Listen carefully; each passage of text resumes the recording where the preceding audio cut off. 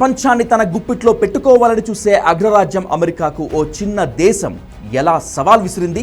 దశాబ్దాలుగా ఆర్థిక ఆంక్షలు విధించిన సైనిక బెదిరింపులకు పాల్పడినా లొంగిపోని ఇరాన్ ధైర్యం వెనుక ఉన్న రహస్యం ఏమిటి? అవును, ఇప్పుడు మిడిల్ ఈస్ట్ రాజకీయాల్లో ఇరాన్ ఓ చరిత్రాత్మక విజయాన్ని సాధించింది.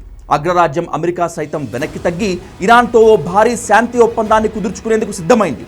ఏకంగా $300 బిలియన్ పెట్టుబడి నిధిని ఇరాన్ కోసం అమెరికా ఆఫర్ చేస్తోంది. అంటే ఇరాన్ వ్యూహాత్మక దౌత్యం ఏ స్థాయిలో పనిచేసిందో అర్థం చేసుకోవచ్చు. అసలు ఈ భారీ శాంతి ఒప్పందం వెనుక ఉన్న అసలు కథ ఏంటి? ఇరాన్ ఎలా అమెరికా మెడలు వంచింది? ఇప్పుడు చూద్దాం. ఈ అగ్రిమెంట్ గురించి తెలుసుకునే ముందు ఇరాన్ ఎలాంటి ఒంటరి పోరాటం చేసిందో తప్పనిసరిగా తెలుసుకోవాలి. అమెరికా, దాని మిత్ర దేశాలు ఇరాన్పై ఎన్ని ఆర్థిక ఆంక్షలు విధించినా ఆ దేశం ఎప్పుడూ మోకరిల్లలేదు. తమ స్వయం ప్రతిపత్తిని, సార్వభౌమాధికారాన్ని కాపాడుకునేందుకు ఇరాన్ అణు సాంకేతికతను అభివృద్ధి చేసుకుంది. ప్రపంచంలోనే అత్యంత శక్తివంతమైన డ్రోన్ల సామ్రాజ్యాన్ని నిర్మించుకుంది.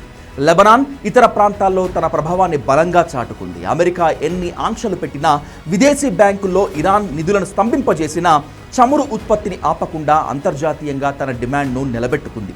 ఈ మొండి పట్టుదలే ఈరోజు చర్చలకు తీసుకువచ్చింది. ఈ చరిత్రాత్మక ఒప్పందం కేవలం ఒక కాగితం కాదు, ఇరాన్ సాధించిన లీగల్ విక్టరీ. ఖతార్, పాకిస్తాన్ దేశాల మధ్యవర్తిత్వంతో జరిగిన ఈ చర్చల్లో ఇరాన్ తన డిమాండ్లను గట్టిగా వినిపించింది. ఈ ఒప్పందంలో మొదటి అతిపెద్ద విజయం అమెరికా స్వయంగా ఇరాన్ పునర్నిర్మాణం కోసం $300 బిలియన్ అంటే సుమారు 25 లక్షల కోట్ల రూపాయల అంతర్జాతీయ పెట్టుబడి నిధిని ఏర్పాటు చేసేందుకు ఒప్పుకోవటం. ఈ నిధుల ద్వారా అమెరికన్ చమురు, ఇంధన సంస్థలు నేరుగా ఇరాన్లో పెట్టుబడులు పెడతాయి. అంటే ఇరాన్ ఆర్థిక వ్యవస్థపై ఉన్న అమెరికా ఆంక్షల సాలెగూడు ఒక్కసారిగా చెదిరిపోనుంది.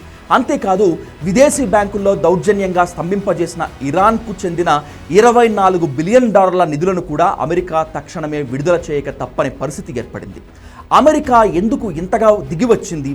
దానికి కారణం ఇరాన్ వద్ద ఉన్న బ్రహ్మాస్త్రం స్ట్రైట్ ఆఫ్ హార్మోజ్. ప్రపంచంలోనే అత్యధిక చమురు రవాణా జరిగే ఈ జలసంధిపై పూర్తి నియంత్రణ ఇరాన్దే. అక్కడ ఇరాన్ మైన్లు ఏర్పాటు చేయడంతో ప్రపంచవ్యాప్తంగా చమురు సంక్షోభం వచ్చే ప్రమాదం ఏర్పడింది. దీంతో అమెరికా నౌకాదళం అక్కడ ఏమీ చేయలేక చేతులెత్తేసింది. ఈ ఒప్పందం ప్రకారం ఇరాన్ ఆ మైన్లను తొలగించేందుకు 30 రోజుల గడువు ఇచ్చింది. దీనికి ప్రతిగా అమెరికా కూడా ఈ ప్రాంతంలో ఇరాన్పై విధించిన నౌకాదళ దిగ్బంధాన్ని దశల వారీగా పూర్తిగా ఎత్తివేయాల్సి ఉంటుంది. అంటే సముద్ర మార్గంపై ఇరాన్ సాధించిన పూర్తి స్థాయి ఆధిపత్యానికి అమెరికా లొంగిపోయిందని స్పష్టమవుతోంది. ఇక అణు కార్యక్రమం విషయానికి వస్తే ఇరాన్ తన సార్వభౌమాధికారాన్ని ఎక్కడా వదులుకోలేదు.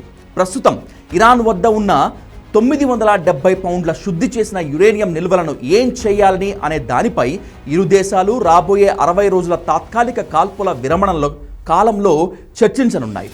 తాము శాంతిని కోరుకుంటున్నామని, అణు ఆయుధాల తయారీ తమ లక్ష్యం కాదని ఇరాన్ స్పష్టం చేస్తూనే తమ అణు సాంకేతిక హక్కులను కాపాడుకుంది.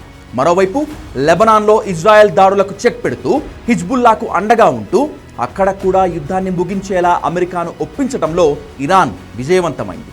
దీనివల్ల మిడిల్ ఈస్ట్లో ఇరాన్ స్థానం మరింతగా బలపడింది. ఏదేమైనా ఈ ఒప్పందం అమెరికాకు ఓ పెద్ద హెచ్చరిక, అలాగే ఇరాన్కు దక్కిన చరిత్రాత్మక గౌరవం.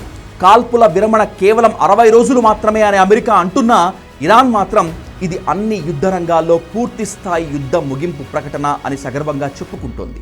ఓ ఒంటరి దేశం ప్రపంచ సూపర్ పవర్ను తన దారికి తెచ్చుకున్న ఈ ఘనత ఖచ్చితంగా ఇరాన్ పాలకుల, ప్రజల పట్టుదలదే.